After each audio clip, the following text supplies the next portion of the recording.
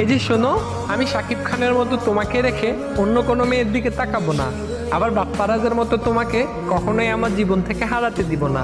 আমি সালমান শাহের মতো সহজেই তোমার মনে জায়গা করে নিতে চাই। তুমি আমাকে আরফিন শুভর মতো বিশ্বাস করতে পারো। আমি জুবানের মতো তোমাকে কখনো মন খারাপ হতে দিব না। মোশাররফ করিমের মতো সবসময় তোমাকে হাসি খুশি রাখবো। তোমার মিশা সওদাগরের মতো অনেক বেশি রাগ হলে তুমি কাজী মারুফের মতো আমায় গালি দিও। আবার রুবেলের ক্যারাটির মতো চাইলে আমাকে মাইরও দিও। রিয়াজের মতো তুমি সবকিছু এলোমেলো করে দিও। আমি জাম্বুর মতো প্রতিশোধ না নিয়ে চঞ্চল চৌধুরীর মতো সবকিছু গুছিয়ে নিব। তবে তোমাকে নিয়ে কেউ বাজে কথা বললে আমি তাহসানের মতো চুপচাপ বসে থাকবো না, বরং মান্নার মতো মাথা গরম করে সাথে সাথেই তার প্রতিশোধ নিয়ে নিব।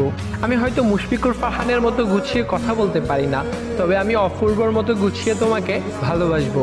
আমি হয়তো সিয়ামের মতো দেখতে অনেক বেশি কিউট না, আবার অনন্ত জলিলের মতো অনেক বড় লোকও না।